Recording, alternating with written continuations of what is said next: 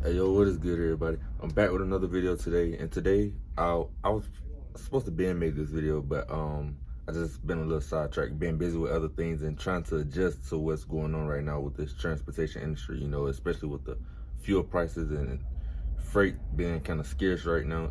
Just me trying to adjust to that because when I first started, it wasn't like that. So today I want to talk about everything that I experienced, everything that I've seen, and a lot of mistakes that I've made.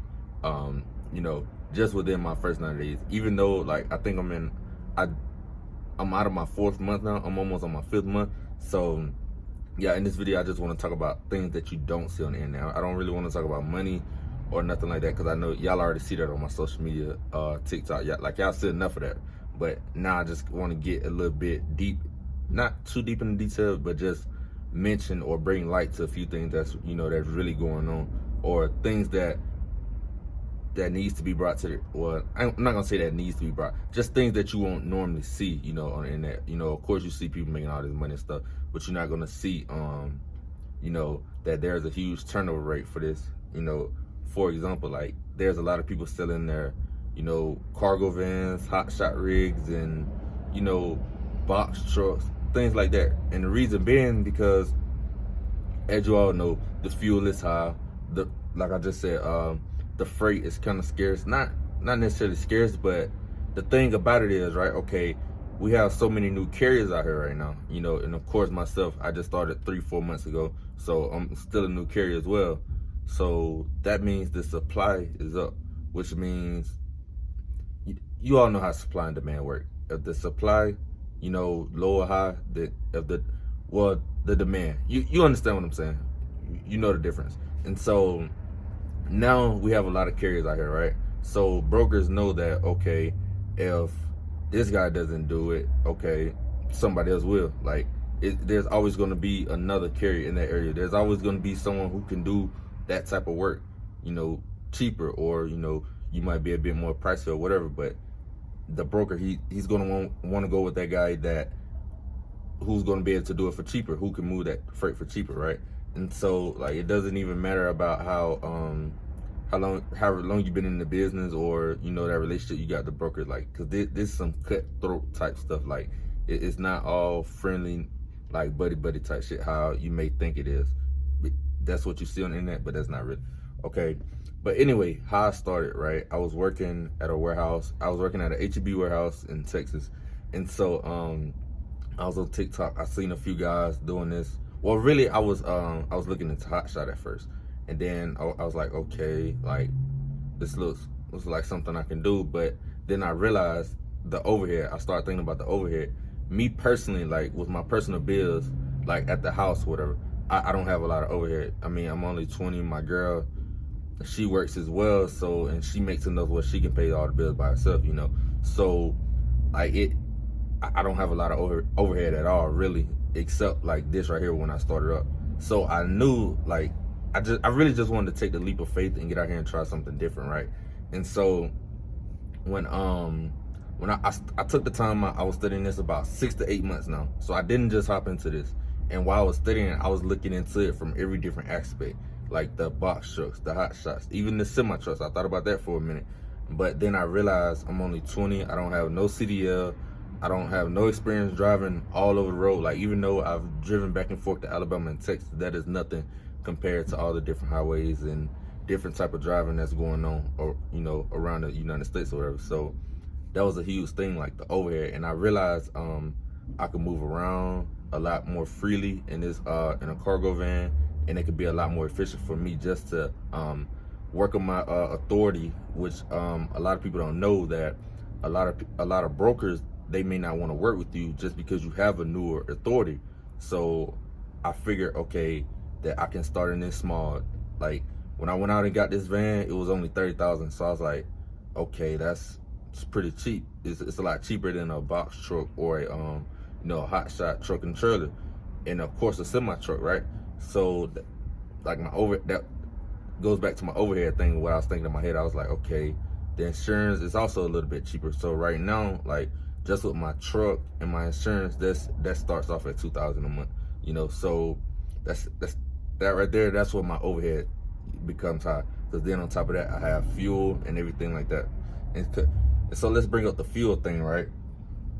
Okay, now like when I first started, I could run for 90 cents, 80 cents a mile, like. But now with fuel being so high, it wouldn't make sense to do that, because now you're not profiting anything. And if you are profiting in something, it's maybe like $200-300 in how many ever amount of miles. I don't want to really give you a example, but you all know what I mean. You all see the fuel prices. So with that, the way I've been working with that, I've slowed myself down a lot more, and I stopped taking heavier loads. Like, I really don't take loads over like 1,500 or 2,000 pounds. Even though the other day I did take one that was 3,800, but it paid pretty good to move it. So, and then on top of that, that broker, he emailed me, he didn't have a truck in the area that could handle that much weight going in that area. So like that was another benefit of me. The reason why I picked out this truck, it was I went for the biggest and the cheapest one I could find, because I knew like there would be times like that would come up. Okay, and so let's go back to the social media thing, right? Okay, I've learned from social media, but you're not going to see everything on social media. You're not going to see the whole, the loop, the turnover rates. You're not going to see, the cheap freight. Like, you're not going to see that type of stuff on TikTok. And I'm guilty of it, of course. I'm one of those content creators on TikTok who just talk about rates and answer a few comments, answer a few questions every now and then. But I do go live and talk a little bit more in detail, and I do explain this type of stuff. So, but yeah, so you just want to be aware that you can't really learn from you can learn from social media, but you're not going to learn the full thing. And the reason being is because you don't know what each guy has been through, or the type of research that he's done, or the sacrifices that he's made to just be in a position that he's in. You know what I mean? So like, I just want to use these two guys for example. Hotshot Bennett, his pops. A lot of people don't know that that's actually his pops. That's his trucking company. He started that alone. And if you don't know, shit was looking rough from him when he first started, but not a lot of people know that. Why? Because it's in a, like, you didn't see all that. It wasn't on social media. And the only reason why I know that, because I went back and like I was I won't say studying them, but I was just looking into it to really see if that was something I wanted to do. And so like they'll tell you and like you got to go way back, and you'll see that that he had trouble when he first started. He didn't know how to book loads. He wanted to do car hauling. He found out it was more money and hauling actual freight. So it's just, it all depends on the type of research you do, right? And that's why I'm kind of big on saying do your research. And like another thing right here, right? So let's say for instance I have a breakdown or something like that, right? A lot of people, they will pay liquid cash. Liquid cash is just the money that you have in your basically bank account, right? And so say for instance I had let's say like somebody hit the back of my van, and I had to get my doors replaced. A buddy of mine, he just told me he spent $7,000. I didn't ask him like how did he spend it in cash or credit or whatever like that, but he told me how much it was to fix his doors, right? And I was thinking, like, that's where business credit, that's where that comes into place. Being able to go out and get a business loan, or having those high tier quality credit cards to put some shit like that on it and fix it and just pay it out over time. Not a lot of people know that you need business credit, like, because this is a full business. You need to make sure that you have certain things in place. Of course you start with your Net30s account, but that, like I said, that's why I'm like, you won't learn this type of stuff on social media. You won't see it on social media, because I'm not gonna say that people scared to talk about it, or like, it's just not out there. A lot of people, they won't tell you that. And I also realized that not a lot of people know that either, because if you all know, I was doing one-on-ones a while back, and a lot of people didn't know what a Net30 account was, and that it kind of shocked me, because like, a lot of people getting this thing where you just gonna come out here and make all this money, and that's not really the case. You really only see the good on social media. And of course I gave out a little story time about me taking a $28 load run or whatever, but that type of stuff, it only happens, like, it rarely happens. But then again, like, somebody else, they may not have posted it. I just thought it would be cool to make that little story time or whatever, and it did pretty good on the views, right? So let's see, I want to talk about the load boards, right? and like how you're gonna be able to find your freight. Things are different. When I first started, I was using the DAT load board. Like, it was so easy to call, book a load, get an extra $200, like easy as fuck. Because at that time, like COVID, it wasn't really at its peak, but it was dying down or whatever. And a guy, he had just hit me up on TikTok, and he told me 2008, when all this was going on, it was worse. Freight was scarce, gas was high, and the rates were shitty as well. He told me it was a lot worse than what it is now. He was like, it's survival of the fittest. So, you know, in my head, I heard before, like, I just watched so many videos, because like I said, I've been studying this for 6 to 8 months before I got into it, right? And so, like, I've heard of times where trucking has been slow. Like, a few content creators, they'll talk about that, right? And also, a lot of those content creators, they don't just come out here on their own. They didn't just start, you know, they didn't just up and go buy some equipment, you know.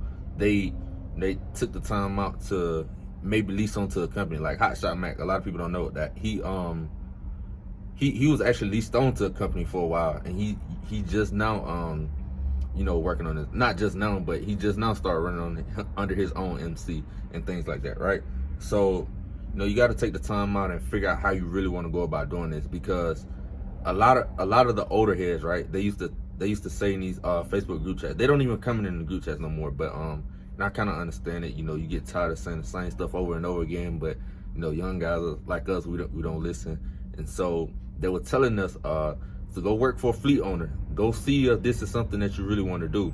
But you know, of course, me thought I knew everything, and it, you know, it's not a bad thing. I'm not saying it like it's a bad thing to come out here and just jump out here, but you know, that it would have helped a lot you know, it would have made a huge difference in the things that I know and the things that I have to learn the hard way. Like, you know, for instance, like me just slowing down and not just out here running for 90 cents constantly, like when I first started. Like, even though I did make 13,000 my first month, my third month, last month and this month has been a lot better, just because I know a lot more. I have real fuel cards. I have, you know, the fuel cards with the discounts. You know, you gotta take the time out and see which one's gonna work best for you. You know, I took the time out to go figure those things out. Stuff I didn't know at first. Even though I was studying business credit, I didn't have everything that I needed. But let's say, for instance, I would have worked for a fleet owner. I could have easily seen what cards he was using, or he would have recommended, you know, tips and advice that he would have gave me, you know, to see that, okay, that not every shipper, receiver, those people, they're not really friendly. I'm not gonna say all of them not friendly, but you know, there's been a time where I felt like I've almost had to get out of character, because this one guy, you know, I was at the shipper about to get loaded up, and he just talking sideways. But you gotta remember, you know, you're a business owner now. You can't carry yourself that way, right? And so, you know, that's something that if you would have worked for a fleet owner, you would have seen all that. You would have know what it feels like to sleep in the truck every night. You would know what it feels like to, you know, wake up, get a bottle of water, brush your teeth, you know, because you don't want to go in the bathroom. You don't want to go in the bathroom at a truck stop because, you know, you got a lot of germs, commodes, flushing, and all that type of stuff. You know, you would have understood what that felt like, and just to see if that's something that you really want to do. And I gotta say, I may do this for about I want to say 2 years at the most, 1 or 2. I really think it's 1, to be honest with you. But you know, it's most definitely been an experience. You know, so you just got to see what's best for you. You know, you don't want to come out here and put yourself in a lot of debt, and then, you know, you just be stuck in debt for years trying to pay this off because you didn't do the proper research. Like, you know, it's just things like that. And so, you know, with all that being said, let's see what else. Renting. I've been getting this question a lot about renting vehicles. When I was studying for my CDL, I learned that, okay, since a lot of people, you know, like I said, they've been asking me, I'm gonna go ahead and answer it. A lot of people, they ask me about renting a vehicle to start off, right? Okay, so let's say, for instance, you do rent a vehicle. It's a U-Haul, it's a Sprinter van, you know, whatever. A broker, they can see all that stuff on your profile, like if it's rented or not, and, you know, things like that. So renters, you know, just that word, renters, people who rent vehicles, commercial vehicles especially, they're looked upon as risks. Why? Because they're not used to driving in a commercial vehicle. Like, the broker don't know your situation, and even if you do explain that to them, they see that you're using a rental or whatever, and like you're just looked upon as a hazard just because like these are bigger vehicles. You have limited visibility, so you can't really see. Well, you can see, but it's, you know, if you're not used to it, you're just not used to it. So let's see. And another thing, when you come out here, like you really have to understand your cost per mile. You have to understand how you come up with that and how many miles you need to be running a week, or let's say, well, I say how many miles you need to be running a week because I'm in a cargo van. It's different from a box truck. They make way more. Different from hot shot, you know, of course they make way more. But okay, your overhead, cost per mile, you'll figure that out by your overhead. You know, everybody's different. Like what somebody else can move for 60 cents a mile, I most definitely refuse to do that, you know, but everybody's different. So you got to understand how, you know, you're basically the cost to operate, how much it costs you to maintain, keep maintenance, pay your truck note, pay your insurance, everything, your house note, car note, everything you got back at the house, your business expenses, like down to a T. Like you really have to understand that, because if not, you're just gonna be in a process where you just cycling money, and you'll start to realize that your bank account, like it'll start to slowly drop. And that's something that I had realized that happened to me in my first month. Even though I did good numbers, like I realized I didn't make as much as I thought. It's not about how much you make, it's about how much you keep. So you really have to understand that. Like, yeah, it's cool to see the high rates, but once you realize how much you done spent in fuel, you had an unexpected maintenance expense. Like the other day, I had to replace my the battery in here. Like, this is a 2017, and the factory battery was still in here for whatever reason. I had my first check engine light, it came on. I thought it was something major. I thought it was something wrong with the engine, because the thing said service the engine soon. So I was like, dang, I wasn't stressing, because I know, like, I got the business credit cards. I'm able to go out and get a business loan, you know, things like that. So it wasn't a hassle for me, you know, even though I did have to spend an unexpected almost $200 to get this battery replaced. Like, it was nothing, just because I've learned now. And like, that's my second month going into my third month. That's when I realized, like, I gotta have all these type of things in place just because of this. And that's the type of stuff that you're not gonna understand, or that you're not gonna see on social media.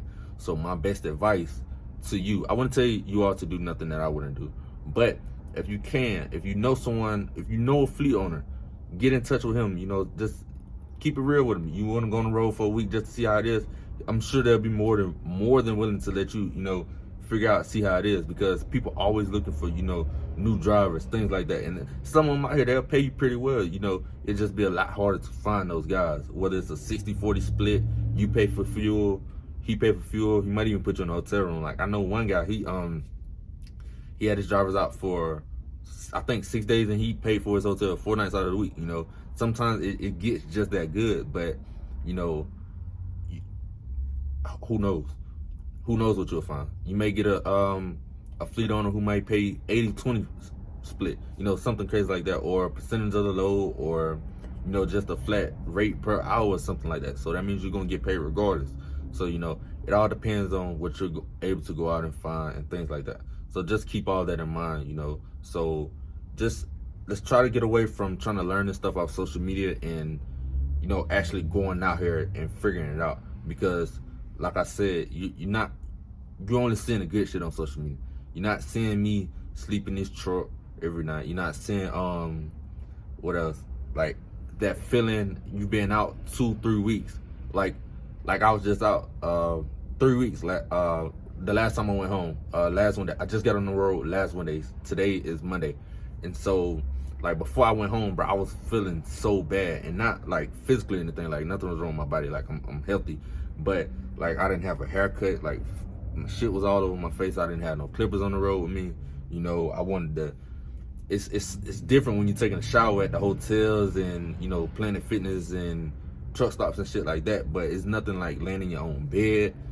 It's nothing like it. Trust me, taking a shit in the shower at your own house, like, bro, I'm telling you, it is nothing like it. So, you know, with all that being said, I hope I've given a you know, a bit of a clear understanding of how this transportation thing, you know, really is. You know, get a deeper insight. And if you wanna you guys want to talk to me more, hit me up on my Instagram DM. Go ahead and follow me on Instagram. Just give me a little time to text back because I'm so behind on my DM. I always am, but I respond, of course when I can. But and also when I go live a lot on TikTok. Even though I play around, joke around, do whatever, I still answer questions. And so you want to talk to me, you want to chop it up, you want to give me some advice, or you want some advice from me. Let's just talk it out. And pretty soon I'll start doing my one-on-ones back up. I just stopped doing them right now because I feel like a lot of people, they weren't really gaining from, like, even though they were, like, all the questions that I were being asked, like, I literally already had those questions answered on social media, like, I promise you. And so with all that being said, it's a link tree down below, my Snapchat down below, like, everything. Like, it's no reason for you to have a question and it not get answered. Like I said, just give me a little minute to, respond, but trust me, I'm gonna get back to you. But with all that being said, click that link tree down below. Go follow me on all some social medias. Y'all continue to be blessed, be safe, and have a good day. Peace.